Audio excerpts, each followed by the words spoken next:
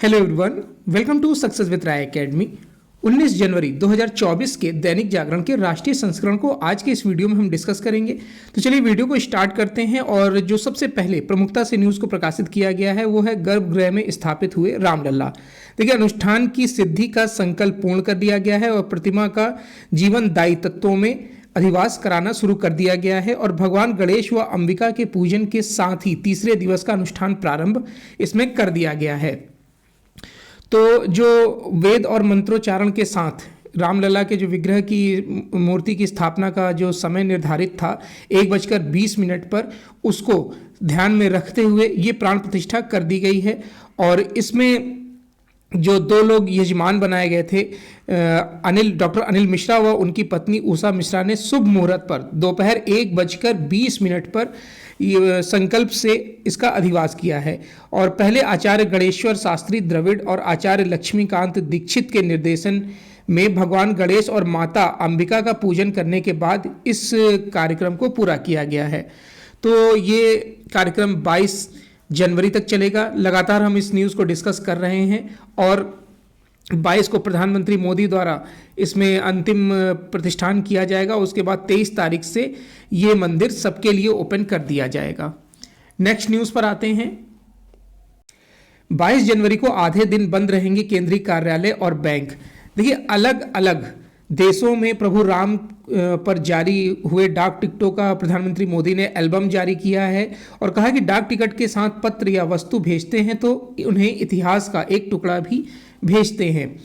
केंद्र सरकार ने रामलला के विग्रह की प्राण प्रतिष्ठा के अवसर पर 22 जनवरी को देश के सभी केंद्रीय कार्यालयों, केंद्रीय संस्थानों और केंद्रीय औद्योगिक प्रतिष्ठानों में दोपहर 2:30 तक आधे दिन के लिए बंद कर दिया गया है। साथ ही सार्वजनिक क्षेत्र के बैंक, इंश्योरेंस सेक्टर या फिर फाइनेंशियल सेक्टर और जो क्षेत्रीय ग्रामीण बैंक भी आधे दिन बंद रहेंगे। प्राण प्रतिष्ठा कार्यक्रम का दूरदर्शन पर सीधा प्रसारण होगा। और इस बीच प्रधानमंत्री नरेंद्र मोदी ने गुरुवार को श्री राम जन्मभूमि मंदिर को लेकर समर्पित 6 विशेष स्मारक डाक टिकटों को जारी किया है। प्रधानमंत्री मोदी ने बोला कि डाक टिकट ऐतिहासिक घटनाओं को भावी पीढ़ियों तक पहुंचाने का एक माध्यम होता है। नेक्स्ट न्यूज़ पर आते हैं। पाकिस्तान और ईरान का जो युद्ध चल रहा है उसमें और तनाव बढ़ गया है क्योंकि ईरान के हमले के बाद पाकिस्तान ने भी पलटवार किया है। आतंकी ठिकानों पर ईरानी हमले का 30 घंटे में पाकिस्तान ने दिया है जवाब। बलूच आतंकवादियों के ठिकानों को निशाना बनाने का पाकिस्तान ने किया है दावा। ईरान ने कहा है कि पाकिस्तान ने जो हमला किया है उसमें 3 बच्चे, 4 महिलाएं समेत 9 लोग निर्दोष मारे गए हैं। राजनयिक को तलब करके कड़ा विरोध जताया गया है और हमले का कारण पूछा गया है। अप्रत्याशित घटनाओं में प्रधानमंत्री काकर दाओस दौरा खत्म कर दिया गया है। 2 दोस्तों की रार खत्म करने को चीन ने किया है मध्यस्थता का प्रस्ताव। ईरान भी दोस्त है चीन का और पाकिस्तान भी। तो अब जब दोनों में लड़ाई हो रही है तो चीन ने मध्यस्थता की पेशकश इसमें की है। देखिए, ईरान ने कहा है कि, देखिए यहाँ दिया भी गया है, पाकिस्तान ने कहा कि रॉकेट और किलर ड्रोन के जरिए उसने बलूच आतंकवादियों के ठिकाने पर हमला किया है। ये बलूच आतंकी पाकिस्तान के भीतर हिंसा फैला रहे थे। ये पाकिस्तान का स्टेटमेंट है। उसके बाद ईरान ने कहा कि सिस्तान बलूचिस्तान के गांव पर हुए पाकिस्तानी हमले में 9 लोग मारे गए हैं। मारे गए लोगों में 4 बच्चे, 3 महिलाएं और 2 पुरुष हैं। ईरान के गृह मंत्री अहमद वाहिदी ने मारे गए लोगों को विदेशी नागरिक तक बताया है।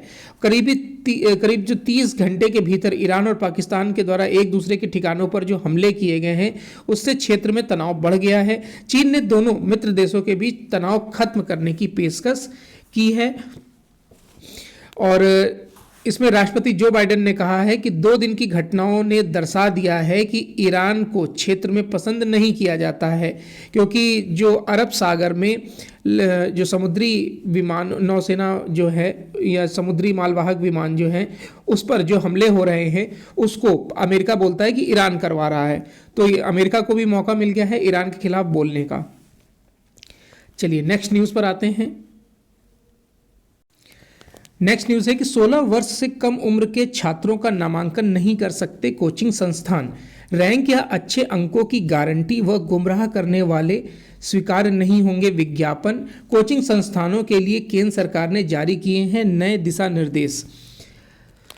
तो देखिए, केंद्रीय शिक्षा मंत्रालय ने कोचिंग संस्थानों के लिए नए दिशा निर्देशों की घोषणा कर दी है। इसके अनुसार कोचिंग संस्थान 16 वर्ष से कम आयु के छात्रों का नामांकन नहीं कर सकते हैं। इसके अलावा ना ही वो अच्छी रैंक या फिर अच्छे अंकों की गारंटी देकर बच्चों को गुमराह कर सकते हैं। कोचिंग संस्थानों का नियमन करने के लिए कानूनी ढांचा प्रदान करने और निजी कोचिंग संस्थानों को अनियंत्रित वृद्धि का प्रबंधन करने के लिए बनाया गया है ये दिशा निर्देश। छात्रों के आत्महत्या की बढ़ती घटनाओं, आग लगाने की घटनाओं, कोचिंग सेंटरों के सुविधाओं के जो सुविधा का अभाव होता है और उनके पढ़ाने के तौर तरीकों के बारे में भी शिकायतें मिलने के बाद सरकार ने इसकी घोषणा की है। दिशा निर्देशों के अनुसार कोई भी कोचिंग सेंटर स्नातक से कम शिक्षा वाले ट्यूटर को नियुक्त नहीं कर सकता। यानी कि अब जितने भी आप ऑफलाइन कोचिंग जाते हैं तो उसमें कोई भी अंडर ग्रेजुएट नहीं हो सकता, सभी ग्रेजुएट टीचर होने चाहिए।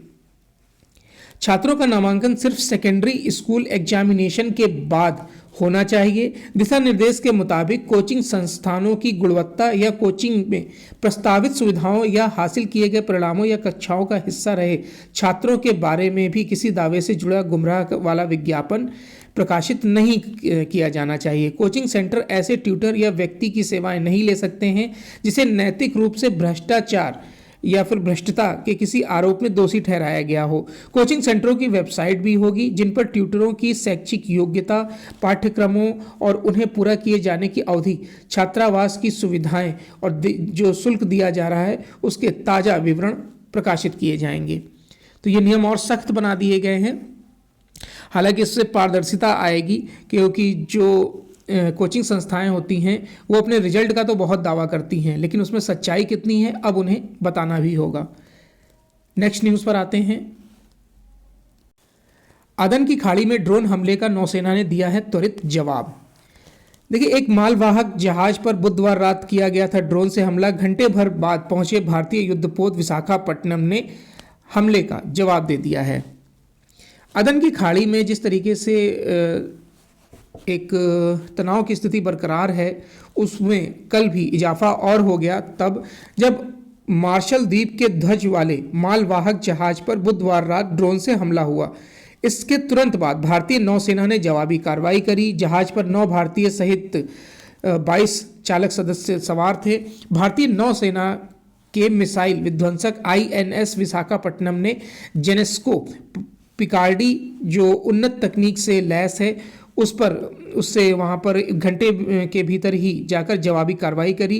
राइटर के अनुसार यह जहाज अमेरिका के स्वामित्व वाला था और हमला करने वाले यमन के हाउती आतंकवादी थे। अधिकारियों ने बताया कि वाणिज्यिक जहाज पर पोर्ट अदन से 60 समुद्री मील दक्षिण में हमला किया गया था। भारतीय नौसेना ने EOD यानी कि विस्फोटक आयुध निपटान विशेषज्ञ क्षतिग्रस्त हिस्से का निरीक्षण करने के लिए गुरुवार सुबह वहां पहुंचे, जहाज पर चढ़े और जब उन्होंने इसको ओके किया तब जहाज आगे अपने गंतव्य के लिए बढ़ा। इससे पहले 5 जनवरी को भारतीय नौसेना ने उत्तरी अरब सागर में लाइबेरिया के झंडे वाले जहाज MV लीला नॉरफोक के अपहरण के प्रयास को विफल कर दिया था और चालक दल के सभी सदस्यों को बचा लिया था। 23 दिसंबर को भारत के पश्चिमी तट पर लाइबेरिया के झंडे वाले जहाज MV कैम्प प्लूटो पर ड्रोन से हमला किया गया था। जहाज के चालक दल में 21 भारतीय सदस्य शामिल थे। चलिए नेक्स्ट न्यूज़ पर आते हैं। नेक्स्ट न्यूज़ है खाद्य सुरक्षा के लिए दाने दाने का होगा भंडारण। देखिए 47% अनाज के भंडारण की ही क्षमता अभी तक देश में है और 14 से 16% अन्न की हो जाती है बर्बादी गोदाम के अभाव में। दुनिया की सबसे बड़ी अन्न भंडारण क्षमता हासिल करने पर काम शुरू हो गया है। अभी तक 1450 लाख टन है अन्न भंडारण क्षमता, जिसे 2150 लाख टन करने का लक्ष्य इसमें रखा गया है। देश की बड़ी आबादी को जो खाद्य सुरक्षा की गारंटी दी जा रही है उसके साथ दुनिया की सबसे बड़ी अन्न भंडारण क्षमता प्राप्त करने का भी काम शुरू कर दिया गया है। देश में अन्न भंडारण क्षमता में वृद्धि के लिए 3 पक्षों को शामिल किया गया है।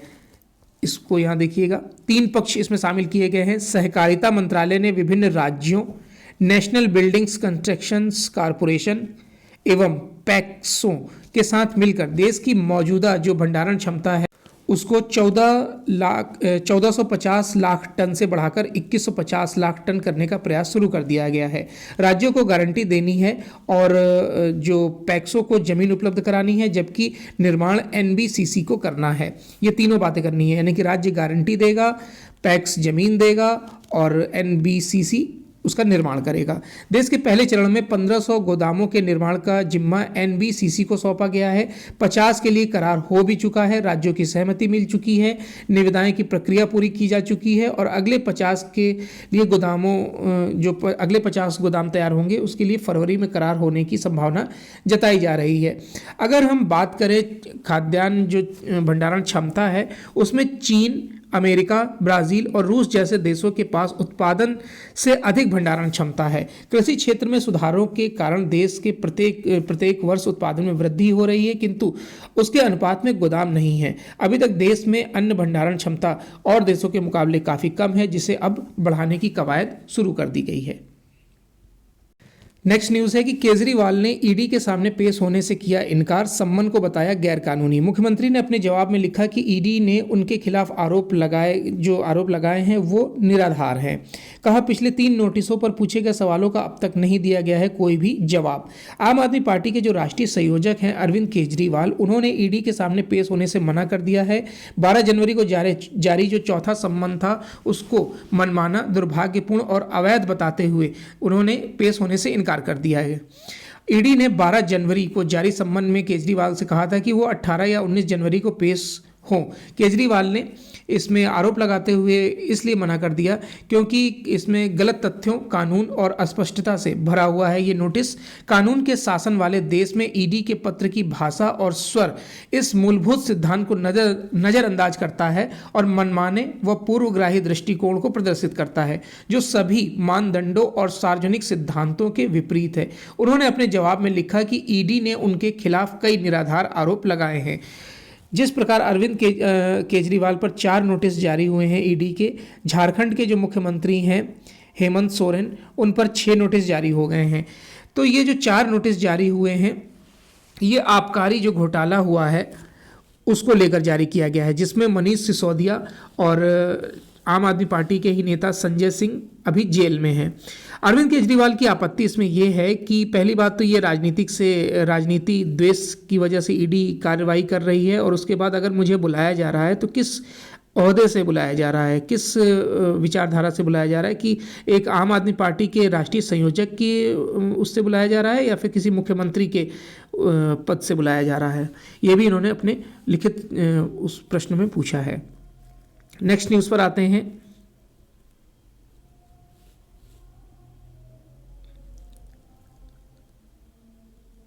कैदियों की समय से पहले रिहाई का रास्ता साफ हो गया है। देखिए, एलजीवीके सक्सेना ने जेल नियमों में संशोधन के लिए मसौदा अधिसूचना को मंजूरी दे दी है।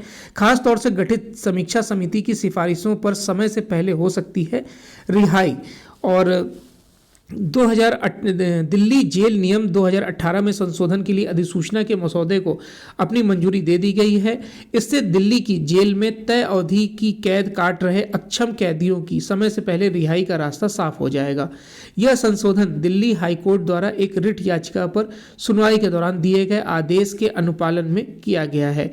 इस याचिका में जेल सुधार पर अखिल भारतीय समिति 1982-83 की मुल्ला समिति और मॉडल जेल नियम 2003 की रिपोर्ट के संदर्भ में असक्त कैदियों की रिहाई समय से पहले कर दी जाएगी।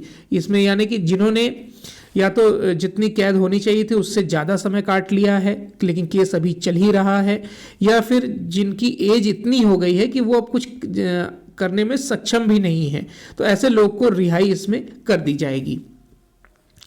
नेक्स्ट न्यूज़ पर आते हैं।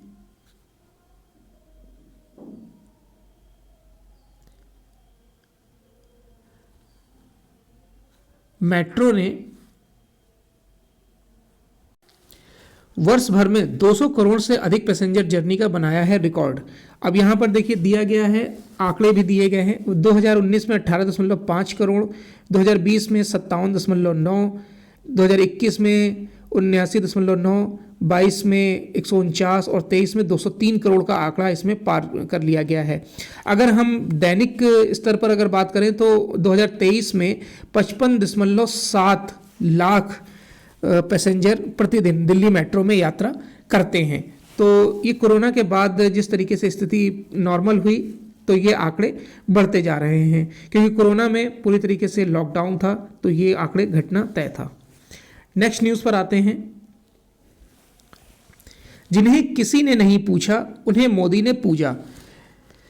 लास्ट माइल डिलीवरी का सबसे बेहतरीन माध्यम है विकसित भारत संकल्प यात्रा। रिपोर्ट का इसमें हवाला दिया गया है कि गरीब किस तरीके से पिछले 9 वर्षों में 25 करोड़ लोग गरीबी रेखा से बाहर निकले हैं। भारत को देखने का दुनिया का अब दृष्टिकोण भी बदल गया है। प्रधानमंत्री नरेंद्र मोदी ने बोला है कि विकसित भारत की संकल्प यात्रा के रथ की जो विश्वास रथ बताते हुए प्रधानमंत्री नरेंद्र मोदी ने एक बार फिर दोहराया कि कोई भी वंचित नहीं रहेगा और कहा कि कोई भी योजना का लाभ से अछूता नहीं रहेगा। या जितने भी गरीब हैं उनके लिए यहाँ पर कोट किया गया है। विकसित भारत संकल्प यात्रा के लाभार्थियों से 10वीं बार वर्चुअल संवाद में गुरुवार को प्रधानमंत्री मोदी ने कहा कि 15 नवंबर को भगवान बिरसा मुंडा के आशीर्वाद से यह यात्रा शुरू की गई थी, लेकिन अब ये जन आंदोलन में कुछ ही महीनों में बदल गया है और इसमें अब तक 15 करोड़ से ज़्यादा लोग जुड़ चुके हैं और देश में लगभग 70 से 80% पंचायतों तक ये यात्रा पहुंच चुकी है। विभिन्न योजनाओं के लाभार्थियों के आंकड़े साझा करते हुए प्रधानमंत्री बोले कि करोड़ों लाखों की ये संख्या किसी के लिए महज आंकड़े हो सकते हैं, लेकिन मेरे लिए हर संख्या सिर्फ आंकड़ा नहीं बल्कि मेरे लिए एक जीवन है जो ये दर्शाती है कि मैं उस हर तबके के लिए कार्य कर रहा हूं जो अभी तक वंचित था। प्रधानमंत्री ने ताज़ा रिपोर्ट का हवाला भी देते हुए बोला कि हमारी सरकार के कार्यकाल के दौरान पिछले 9 वर्षों में करीब 25 करोड़ लोग गरीबी रेखा से बाहर आए हैं। भारत में गरीबी कभी कम नहीं हो सकती थी, यही सोच सबकी बन गई थी। भारत के गरीबों के लिए ये करके दिखाया है वर्तमान सरकार ने। और प्रधानमंत्री मोदी ने इसमें कुछ बातें बोली हैं, उसको भी देख लेते हैं। आगे उन्होंने बोला कि पिछले 10 वर्षों में 4 करोड़ से अधिक गरीब परिवारों को अपना घर मिला है और उनमें से 70% मालिक महिलाएं हैं। ग्रामीण इलाकों में घरों का आकार भी बढ़ गया है। पहले घर कैसे बनेंगे इसमें सरकार दखल देती थी, अब लोग स्वयं इसका निर्णय करते हैं। गरीब के लिए घर बनाने की जो औसत अवधि थी पहले 300 दिन थी, अब वो 100 दिन हो गई है।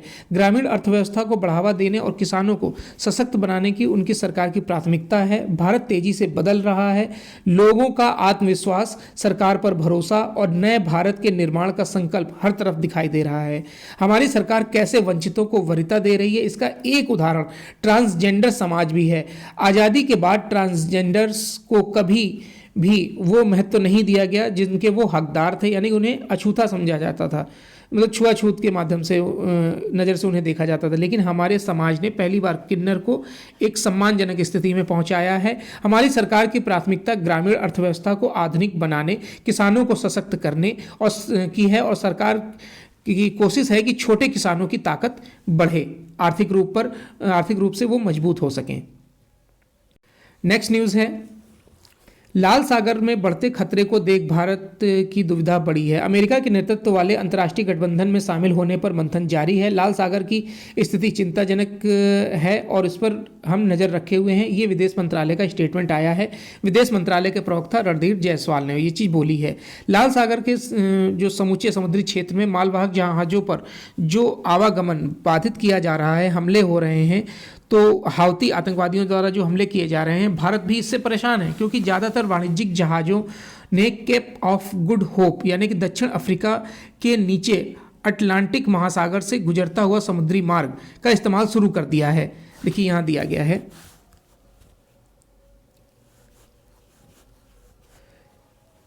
इससे कारोबार की देखिए लागत बढ़ रही है। जब रूट बढ़ेगा तो कारोबार की लागत भी बढ़ेगी। भारत ने अपनी नौसेना की हिंद महासागर में तैनाती बढ़ा दी है। इसकी वजह से कुछ जहाज़ों को आक्रमण से बचाया भी गया है, लेकिन समस्या ये है कि भारतीय नौसेना अरब सागर में संचालन नहीं कर सकती है।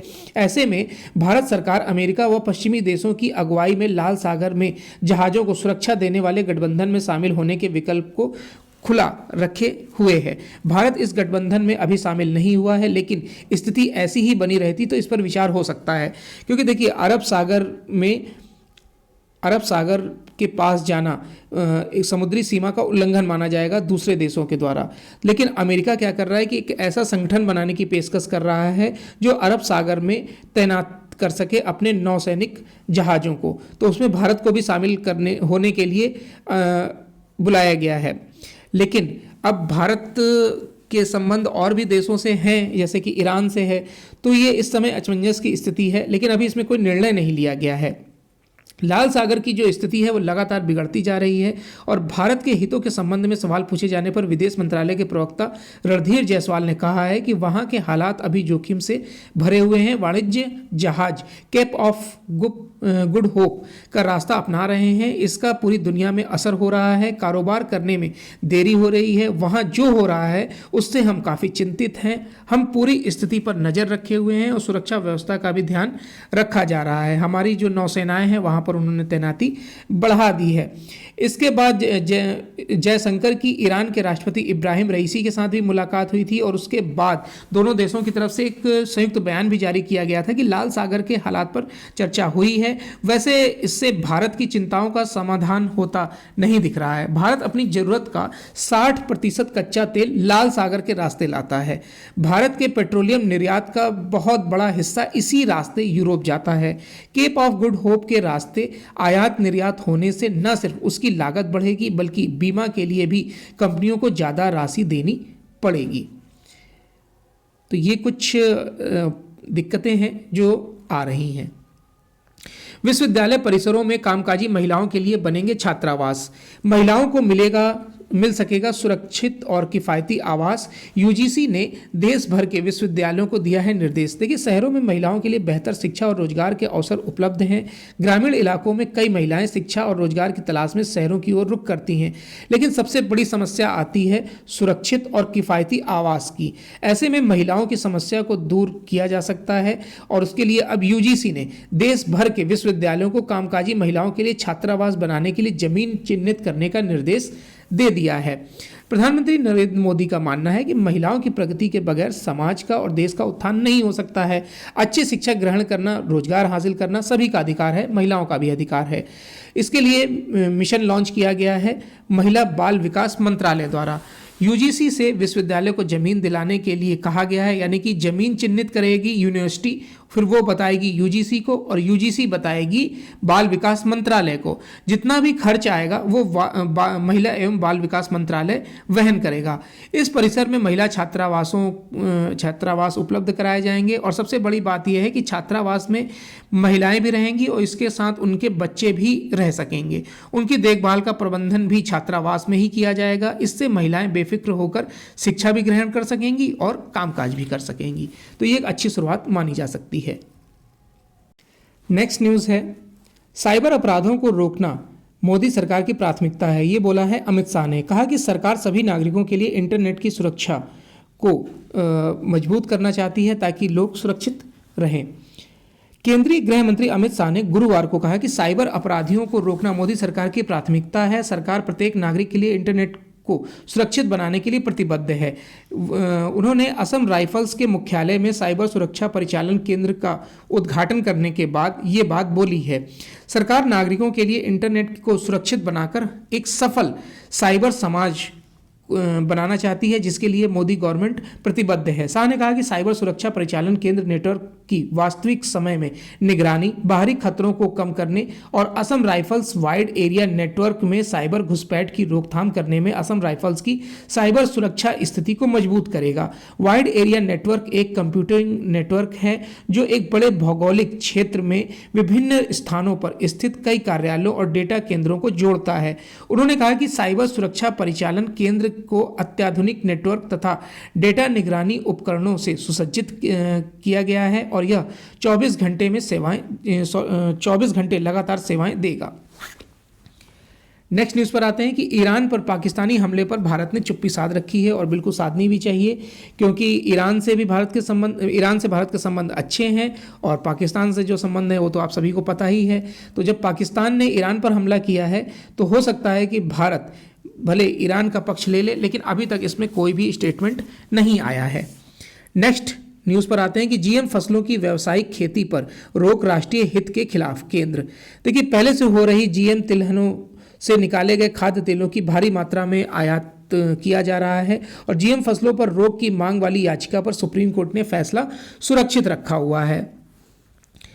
देखिए जेनेटिक मॉडिफाइड जो फसलें होती हैं उस पर रोक की मांग वाली याचिका सुप्रीम कोर्ट में दायर की गई थी, जिस पर बहस पूरी हो गई है और फैसला सुरक्षित रख लिया गया है। जीएम फसलों के जिन को प्रयोगशाला में जेनेटिक इंजीनियरिंग का प्रयोग करके परिवर्तित किया जाता है। केंद्र सरकार ने जीएम फसलों की खेती को खाद्य सुरक्षा के लिए महत्वपूर्ण बताते हुए सुप्रीम कोर्ट की जस्टिस बीवी नागरत्ना और जस्टिस संजय करोल की पीठ से कहा है कि जीएम फसलों की व्यावसायिक खेती पर रोक राष्ट्रीय हित के खिलाफ है। भारत पहले से ही जो घरेलू खपत का खाद्य तेल है उसका आयात करता है, भारी मात्रा में आयात करता है, इसलिए जीएम फसलों से नुकसान पहुंचने की आशंकाएं निराधार हैं। केंद्र की ओर से पेश सॉलिसिटर जनरल तुषार मेहता ने अदालत को बताया कि भारत में खपत होने वाली लगभग 55 से 60% खाद्य तेल आयात किया जाता है। कृषि क्षेत्र में उभरती चुनौतियों का सामना करने के लिए और विदेशों पर निर्भरता कम करने के लिए हमें जीएम प्रौद्योगिकी जैसी नई प्रौद्योगिकियों को अपनाना ही होगा। उन्होंने अदालत को बताया कि 2020 और 21 में हमारी कुल खाद्य तेल मांग का 54% लगभग 1,15,000 करोड़ रुपए के आयात के माध्यम से पूरा किया गया था। लगभग 2.8 लाख टन सोयाबीन तेल का सालाना आयात किया जा रहा है, जिसमें बड़े पैमाने पर जीएम सोयाबीन तेल शामिल है। अर्जेंटीना, अमेरिका, ब्राज़ील और कनाडा जैसे अधिकांश निर्यातक देश जीएम सोयाबीन की खेती करते हैं। नेक्स्ट न्यूज़ पर आते हैं। नेक्स्ट न्यूज़ है कि सैनिकों की वापसी पर मालदीव के विदेश मंत्री से जयशंकर की चर्चा। देखिए, भारतीय जो विदेश मंत्री एस जयशंकर हैं वो युगांडा की राजधानी कंपाला में मालदीव के विदेश मंत्री मूसा जमीर से मिले हैं। इस दौरान दोनों नेताओं ने बातचीत की। भारत मालदीव के जो वर्तमान संबंध चल रहे हैं उसको लेकर जयशंकर ने एक्स पर पोस्ट करके इस मुलाकात की जानकारी दी। माना जा रहा है कि इस दौरान भारतीय जो सैनिकों के मालदीव से वापसी पर चर्चा जरूर की गई होगी। इसमें जो मालदीव के राष्ट्रपति हैं मोहम्मद मुइज्जू, उन्होंने 15 मार्च तक भारतीय सैनिकों को वापस अपने देश जाने को बोल दिया है। 80 से ज़्यादा भारतीय सैनिक वहाँ तैनात हैं, जो कुछ हेलीकॉप्टर और विमान दिए गए हैं भारत के द्वारा मालदीव को, उसका संचालन करते हैं वो। तो ऐसा बोला गया है कि आप अपने देश में वापस चले जाइए। विदेश मंत्री एस जयशंकर शुक्रवार से कंपाला में होने वाले गुट निरपेक्ष आंदोलन यानी कि NAM के 2 दिवसीय शिखर सम्मेलन में भारत का प्रतिनिधित्व करेंगे। विदेश मंत्रालय ने भारत इस समूह के अग्रणी और संस्थापक सदस्यों में से एक गुट के रूप में गुट निरपेक्ष आंदोलन के सिद्धांतों और मूल्यों के लिए प्रतिबद्ध है। भारत और मालदीव के संबंध तब बिगड़े जब कुछ केंद्रीय परियोजनाओं का उद्घाटन करने के लिए प्रधानमंत्री नरेंद्र मोदी लक्षद्वीप गए हुए थे और उन्होंने वहां पर लक्षद्वीप के का दौरा किया और कुछ पिक्स उन्होंने सोशल मीडिया पर डाली और बोला कि लक्षद्वीप, अगर आप किसी विदेशी देश जाते हैं और यात्रा करते हैं तो आपके डेस्टिनेशन में लक्षद्वीप भी होना चाहिए अगर आप कहीं घूमने जाते हैं। तो उसके बाद मालदीव के जो कुछ नेता लोगों ने इसे अपने टूरिज्म के लिए खतरा माना और मोदी का उपहास उड़ाया, आपत्तिजनक टिप्पणियां की। उसके बाद से बायकॉट मालदीव ट्रेंड करने लगा और स्थिति तब भयावह हो गई जब मोहम्मद मुइज्जू ने 5 दिवसीय चीन यात्रा की और उसके बाद उन्होंने भारत के खिलाफ जहर उगलना शुरू कर दिया। नेक्स्ट न्यूज़ पर आते हैं। देश में बेटों से अधिक पढ़ना चाहती हैं बेटियां। देखिए, नई वार्षिक शिक्षा जो स्थिति रिपोर्ट है 2023 में किया गया है दावा, और रुचि व बेहतर गृहिणी बनने के लिए शिक्षा को माना है जरूरी। देखिए, देश में बेटों की तुलना में बेटियां कक्षा 12 के बाद भी अपनी पढ़ाई जारी रखने की इच्छुक होती हैं। बेटियां मानती हैं कि शिक्षा उन्हें बेहतर गृहिणी बनने में मदद करेगी और पढ़ाई के प्रति उनकी रुचि भी इसका प्रमुख कारण है। हालांकि लड़कियों के लिए पढ़ाई जारी रखने के फैसले उनके खुद के ना होकर परिवार का होता है। यह दावा शिक्षा केंद्रित गैर लाभकारी संस्था प्रथम फाउंडेशन द्वारा जारी नई वार्षिक शिक्षा स्थिति रिपोर्ट 2023 में किया गया है। बियॉन्ड बेसिक्स शीर्षक वाली ASER 2023 के लिए 26 राज्यों, देखिए आंकड़े दिए गए हैं, 26 राज्यों के 28 जिलों में 14 से 18 उम्र वर्ग के 34,745 बच्चों पर यह सर्वे कराया गया था। उत्तर प्रदेश और मध्य प्रदेश के 2 ग्रामीण जिलों व अन्य सभी प्रमुख राज्यों के कम से कम 1 ग्रामीण जिलों में यह सर्वे कराया गया। ASER ने बताया कि देश में लड़कियों की जो तुलना में बड़े संख्या में लड़के क्लास 12th के बाद पढ़ना नहीं चाहते हैं। चर्चा के दौरान लड़कियों ने कम से कम स्नातक स्तर की पढ़ाई करने की इच्छा जताई है, तो लड़कों ने स्कूली शिक्षा समाप्त होने के बाद पढ़ाई बंद करने की संभावना जताई है। चर्चा के दौरान यह भी सामने आया कि बदलते सामाजिक परिदृश्य में लड़कियों के लिए कॉलेज स्तर तक की पढ़ाई करने के मौके बढ़े हैं। सर्वे के दौरान यह भी सामने आया है कि बेटों के दिमाग में जल्द से जल्द पैसा कमाने की चाह होती है, वहीं वित्तीय संकट के समय बेटे अपने स्कूल की फीस तक निकालने के लिए काम शुरू कर देते हैं। बात तो सही है ये।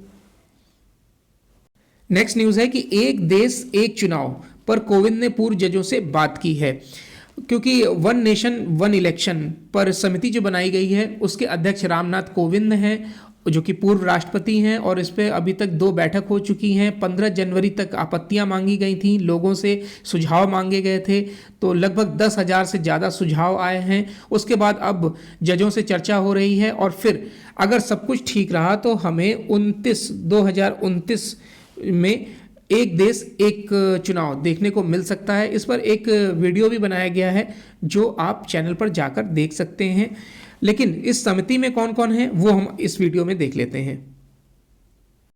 देखिए, एक देश एक चुनाव की समिति के जो सदस्य हैं वो हैं पूर्व राष्ट्रपति रामनाथ कोविंद जो अध्यक्ष हैं, उसके बाद हैं गृह मंत्री अमित शाह, लोकसभा में कांग्रेस के नेता अधीर रंजन चौधरी, गुलाम नबी आज़ाद राज्यसभा में पूर्व नेता प्रतिपक्ष थे ये, उसके बाद NK सिंह जो 15वें वित्त आयोग के पूर्व अध्यक्ष हैं, डॉक्टर सुभाष कश्यप जो लोकसभा के पूर्व महासचिव हैं, हरीश साल्वे वरिष्ठ अधिवक्ता हैं, और संजय कोठारी जो पूर्व मुख्य सतर्कता आयुक्त हैं। तो ये टोटल 8 लोगों का ग्रुप है।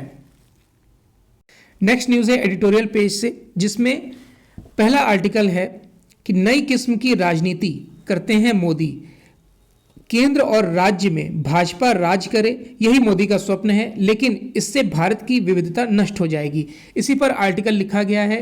ये राज्यसभा सदस्य और वरिष्ठ वकील हैं सुप्रीम कोर्ट के कपिल सिब्बल, कांग्रेस पार्टी के नेता हैं ये। देखिए, जब उन्होंने बहुत इसमें कुछ पॉइंट्स अच्छे भी बताए हैं और कुछ अपने नज़रिए से बताए हैं उन्होंने, कि जब मैं स्कूल जाता था तो कभी यह नहीं जहमत उठाई कि मेरा जो सहपाठी है वो किस जाति का है। ये बात सच है, हम और आप भी जब स्कूल में पढ़ते थे तो कभी हम लोग को ये नहीं दिमाग में आया कि हमारा जो दोस्त है 5वीं में पढ़ता है, 6ठी में जब हम लोग पढ़ते थे, 7वीं में, तो हमारा दोस्त किस जाति का है, इसकी कभी चर्चा ही नहीं होती थी। जब उच्च शिक्षा के लिए सेंट स्टीफेंस कॉलेज गया तो वहाँ देश के कोने कोने से आए छात्र भारत की व्यापक विविधता के प्रतिनिधित्व थे। हम सभी एक परिवार की तरह रहते थे, हम सभी देशभक्ति के भावना से भरे युवा थे। विश्वविद्यालय से निकलने के उपरांत पेशेवर जिंदगी की शुरुआत करी तो शुरुआती दौर में जाति या नस्ल का मुद्दा कभी सार्वजनिक विमर्श का हिस्सा नहीं रहा था।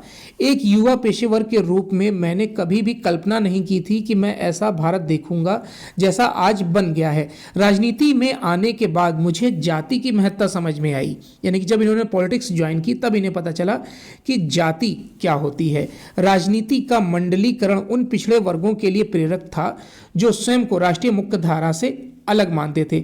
मंडल ने पिछले समुदायों का सशक्तिकरण किया। मायावती का मुख्यमंत्री बनना भारतीय राजनीतिक परिदृश्य का एक ऐतिहासिक पड़ाव था। सच्चर कमेटी ने अल्पसंख्यकों की दशा दिशा दलितों से भी गई गुजरी बताई, पर उनकी दशा सुधारने को बनाई गई सरकारी योजनाओं को तुष्टीकरण की कवायद के रूप में देखा जाने लगा, जबकि अन्य वर्गों के लिए नीतिगत लाभ के तौर पर उसे देखा जा रहा था। आगे आर्टिकल में उन्होंने बताया कि आर्थिक रूप से पिछड़े समुदायों तक भी आरक्षण का विस्तार कर हिंदू बहुसंख्यकों की शिकायतों का भी समाधान करने की कोशिश की गई। राष्ट्रीय सार्वजनिक विमर्श का स्वरूप भी बदलता गया। भाजपा के निराशाजनक चुनाव प्रदर्शन के बाद अक्टूबर 1990 में लाल कृष्ण आडवाणी ने एक रथ यात्रा निकाली जो भाजपा के लिए एक मास्टर स्ट्रोक साबित हुई, क्योंकि भाजपा एक हिंदुत्व वाली पार्टी बनकर उभरी और उनका एक ही एजेंडा था कि राम मंदिर हम बनाएंगे और राम हमारे सब कुछ हैं और मंदिर का निर्माण हम किसी भी हालत में करवाएंगे। 6 दिसंबर 1992 को जो बाबरी मस्जिद गिराया गया, उसने पूरी तरीके से भाजपा को एक हिंदुत्व का चेहरा दिया। भारत की राजनीति सच में बदल गई। फिर भी तब तक हिंदुओं के वोटों की जो लामबंदी है वो आंशिक रूप से हो पाई थी। विवादित ढांचे को गिराए जाने के बाद भी भाजपा को सत्ता नहीं मिली, तो ये एक निराशा वाली बात हो गई। फिर कांग्रेस के नेतृत्व वाली सरकार चली, उसके बाद 2 बार अल्पमत सरकारें सत्ता में आई। 1998 में वाजपेयी जी की सरकार बनी, लेकिन वो जल्द ही गिर गई। फिर भाजपा की सरकार दोबारा बनी और वो 2004 तक उन्होंने शासन किया, जब अटल बिहारी वाजपेयी प्रधानमंत्री बने। उसके बाद 2014 तक यूपीए गवर्नमेंट ने सत्ता संभाली। वाजपेयी के दौर में भी लोकतांत्रिक भावनाएं पोषित होती रहीं। 2014 में अपनी ताजपोशी के साथ मोदी हिंदुओं की उस धारा के प्रतीक के रूप में उभरे जो भगवान राम को आदर्श से सराबोर मानते हैं। मतलब गुजरात में 2002 में जो दंगे हुए, उसमें मोदी की आक्रामकता वाला व्यक्तित्व देखने को मिला, और गोधरा कांड में किस तरीके से लोगों को जलाया गया था, और ये सारी बातें पटल पर आई थी। आप सबको पता ही होगा गोधरा कांड। इसके बाद देशभक्ति के अर्थ बदलते चले गए। उग्र राष्ट्रवाद ने देशभक्ति की जगह ले ली। मोदी राष्ट्र के पर्याय बन गए हैं, और देशभक्ति का कोई भी कृत्य मोदी के समर्थन में होना चाहिए, अन्यथा आप देशद्रोही करार दे दिए जाते हैं। जो बोलिए मोदी के पक्ष में बोलिए। आप ना तो विदेश नीति की आलोचना कर सकते हैं और ना ही किसी हिस्से पर चीनी कब्जे के बारे में बात कर सकते हैं। हम सरकार से सवाल नहीं पूछ सकते हैं। हम मोदी सरकार की योजनाओं की आलोचना नहीं कर सकते हैं। अगर हम ऐसा करते हैं तो भक्त हमारे पीछे पड़ जाएंगे। आपके विषय में फर्जी खबरें प्रचारित कर आपको खलनायक चरित्र का पेश कर दिया जाएगा।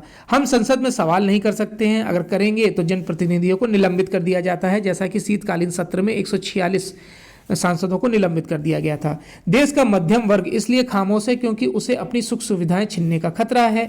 बेचारे गरीब के पास तो कोई ऑप्शन ही नहीं है।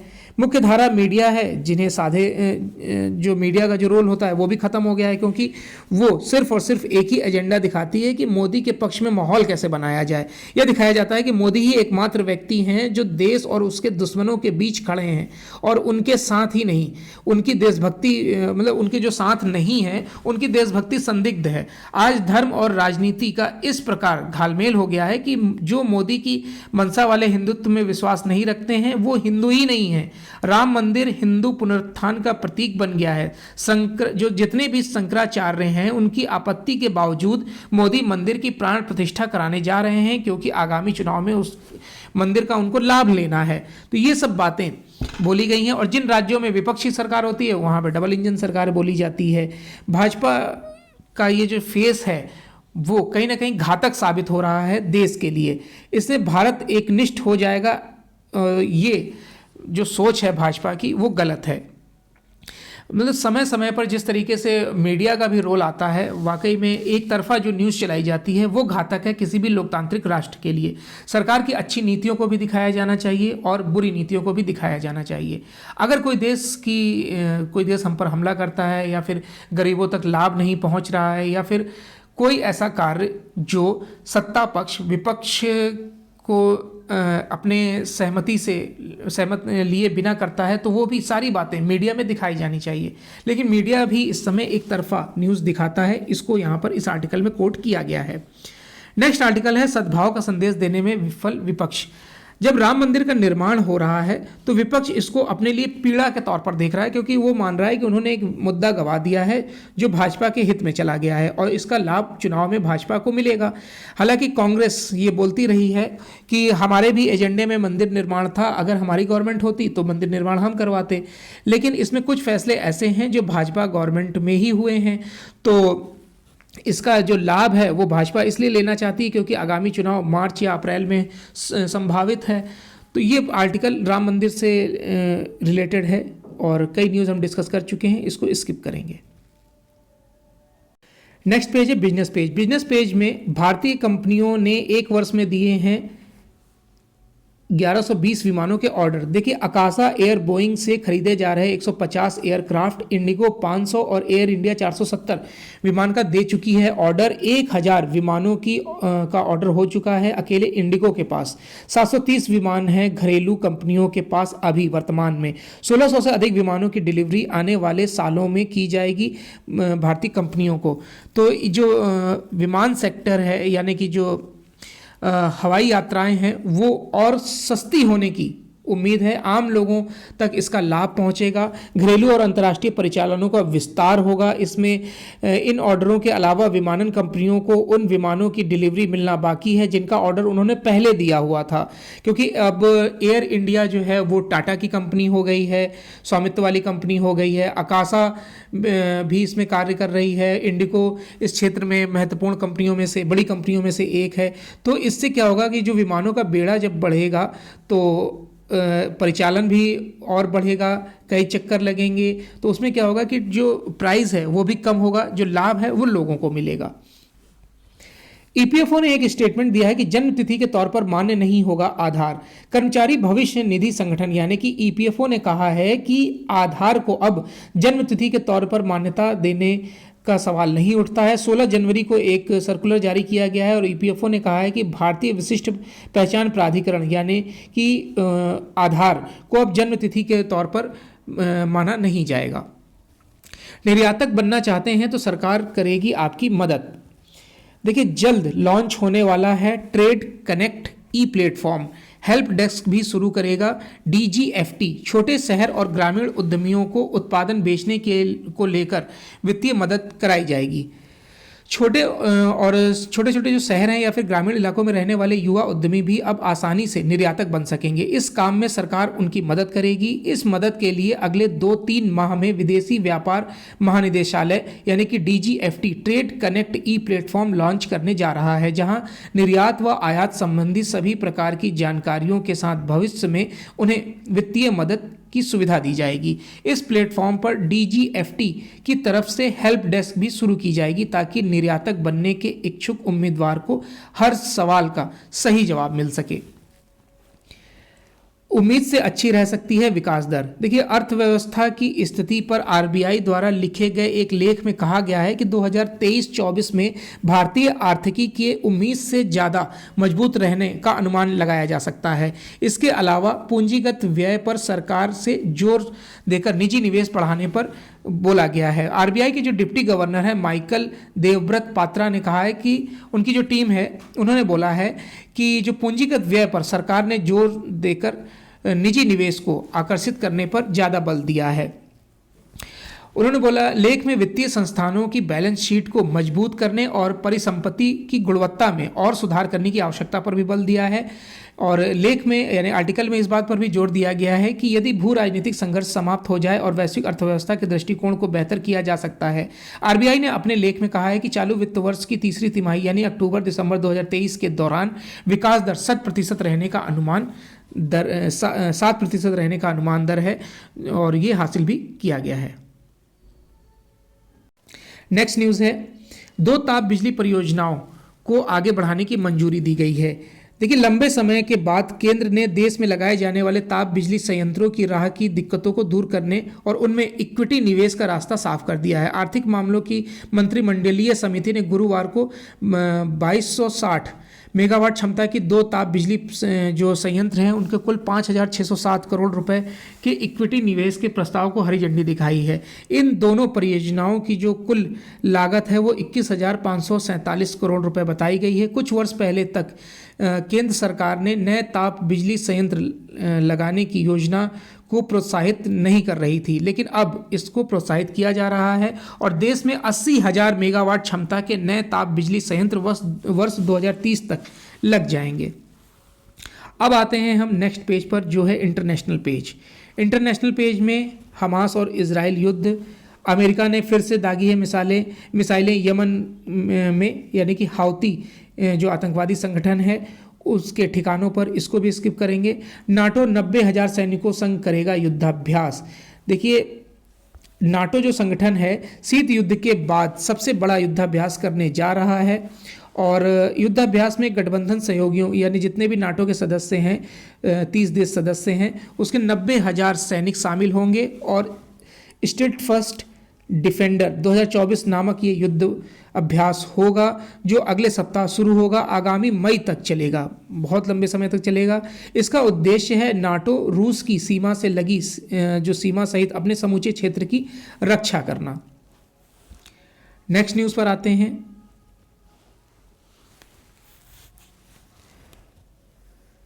भ्रष्टाचार मामले में सिंगापुर के भारतवंशी मंत्री ने इस्तीफा दे दिया है। आरोप पत्र सिंगापुर के भ्रष्टाचार मामले में आरोप पत्र दाखिल होने के बाद भारतवंशी परिवहन मंत्री एस ईश्वरन ने सत्तारूढ़ पीपुल्स एक्शन पार्टी और मंत्री पद से त्यागपत्र दे दिया है। ईश्वरन ने कहा है कि वह निर्दोष हैं। उन्होंने कोर्ट में बोला कि लोक सेवा के रूप में मूल्यांकन वस्तु प्राप्त करने और न्याय में बाधा डालने सहित लगे 27 आरोपों में वो निर्दोष हैं।